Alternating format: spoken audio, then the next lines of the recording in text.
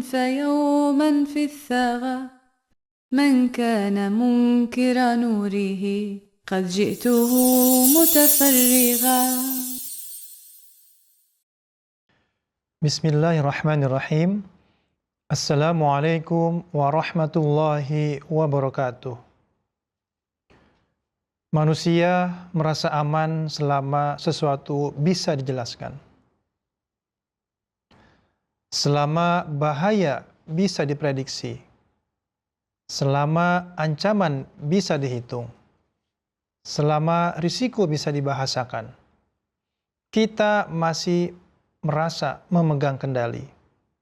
Bahkan bencana pun, jika bisa diberi nama dan kronologi, akan terasa lebih ringan di hati.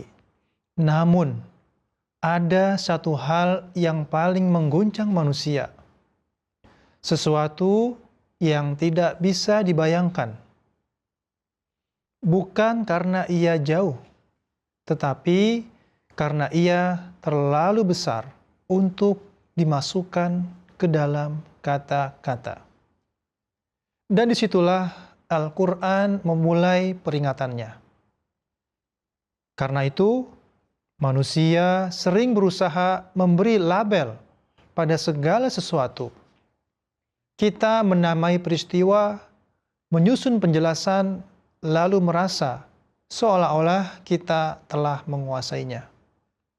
Padahal, tidak semua hal bisa ditundukkan dengan pengetahuan. Ada peristiwa yang datang bukan untuk dipahami sepenuhnya, tetapi untuk menyadarkan betapa terbatasnya manusia.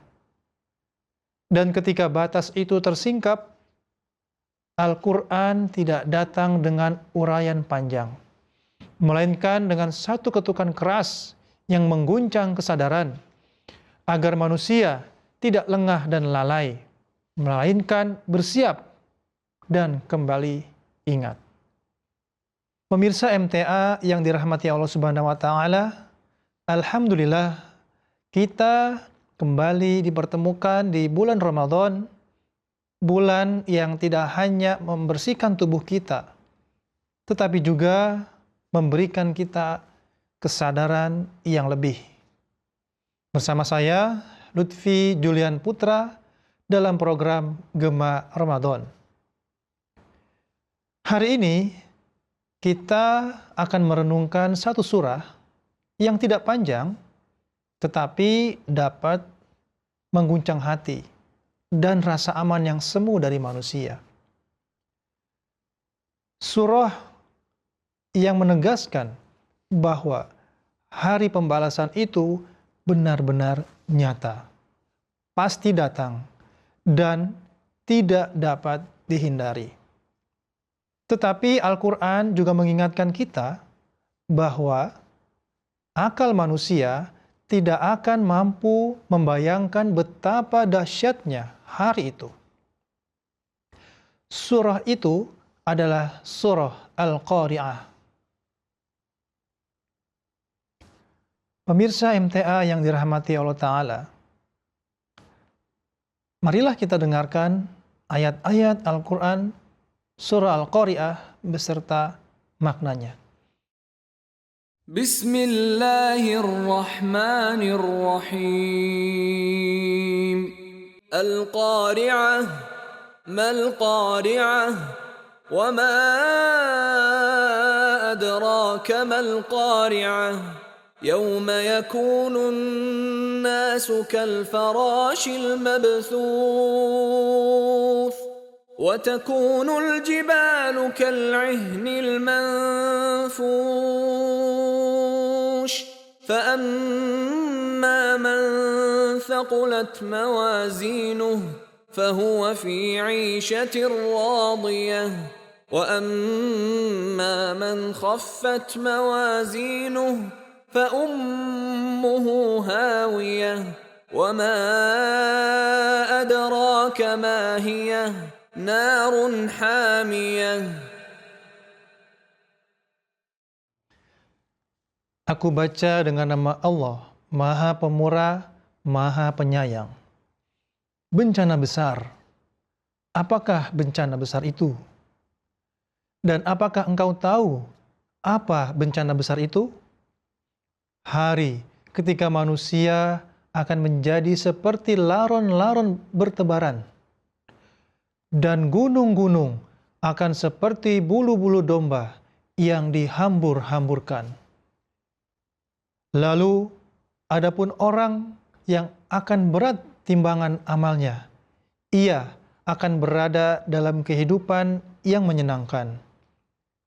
Dan adapun orang yang akan ringan timbangan amalnya, maka ibu pengasuhnya adalah hawiyah. Dan apakah engkau tahu apa itu hawiyah? Ialah api yang menyala-nyala.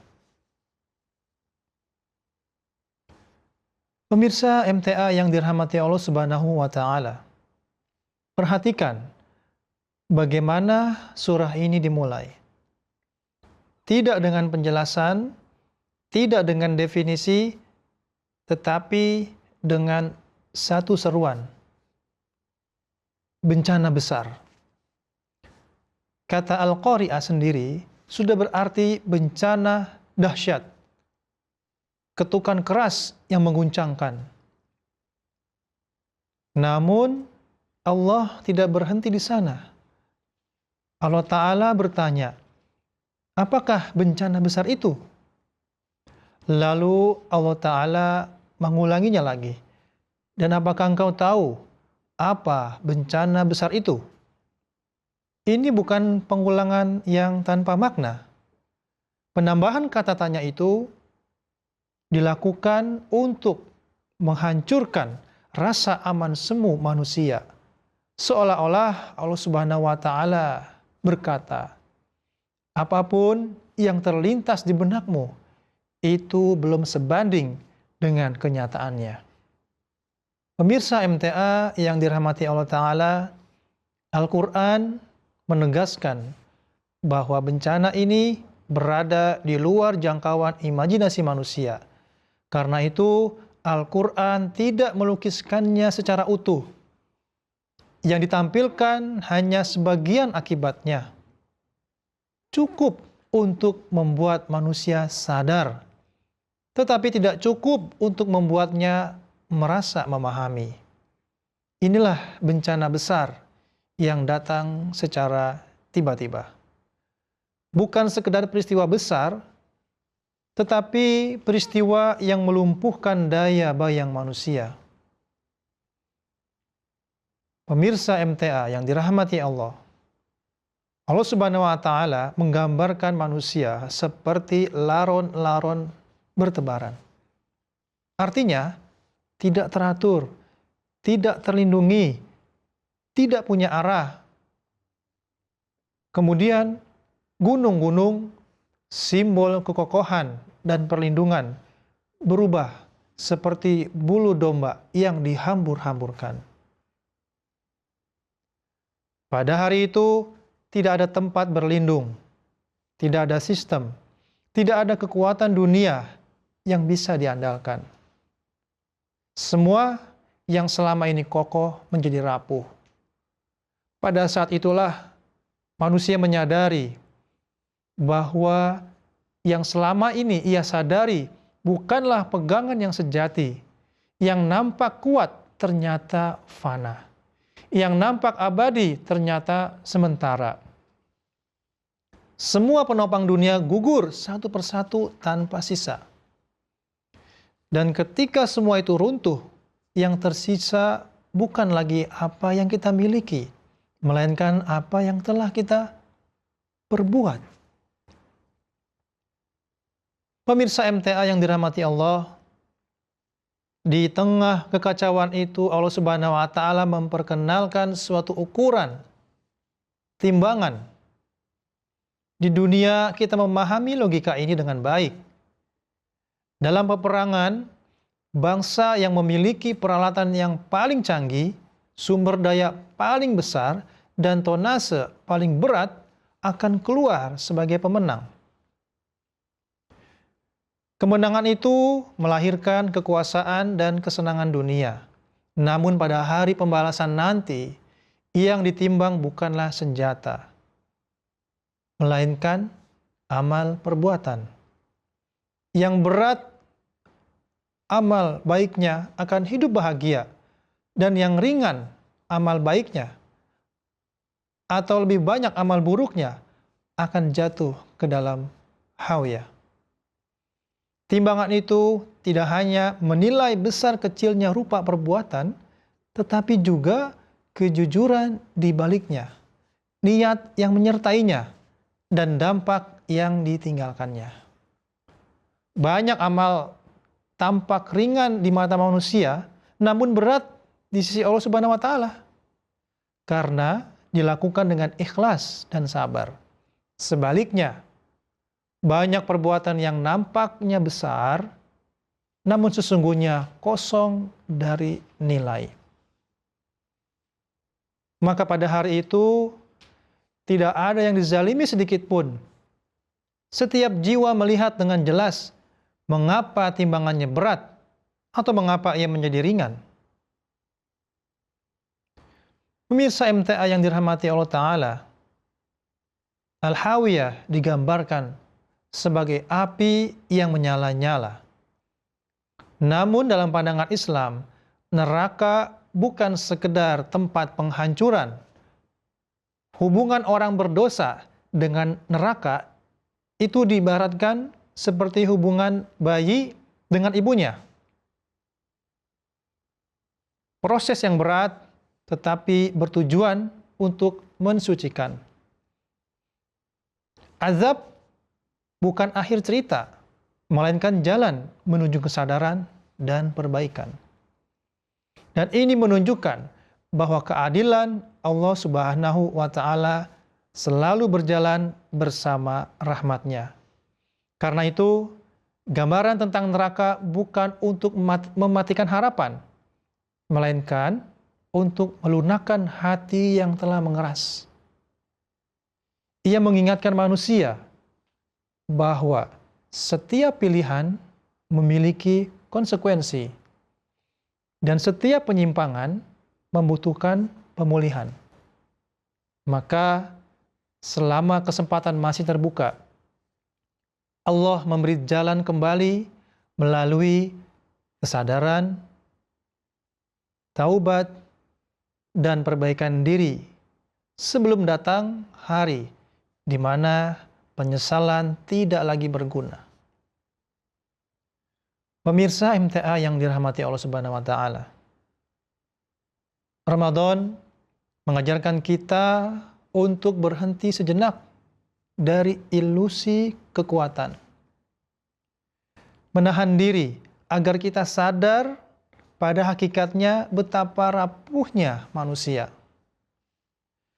Dan betapa nyatanya hari di mana semua akan ditimbang. Ya Allah, bangunkan hati kami sebelum datang hari yang tidak bisa dibayangkan. Ringankan keterikatan kami pada hal-hal dunia dan beratkan timbangan kami dengan iman, amal, dan juga kejujuran. Terimalah Ramadan kami sebagai jalan kembali kepadamu. Jadikanlah puasa kami bukan sekedar menahan lapar dan dahaga, tetapi sebagai latihan untuk menghadirkan kesadaran dalam setiap pilihan yang manusia miliki. Bimbinglah langkah kami agar setelah Ramadan berlalu, hati kami tidak kembali lengah dan hidup kami lebih terarah pada nilai yang Engkau ridhoi. Terimalah amal yang sedikit ini dengan rahmat-Mu yang luas, dan kumpulkan kami kelak di antara hamba-hamba yang timbangan kebaikannya Engkau beratkan. Amin. Allahumma amin.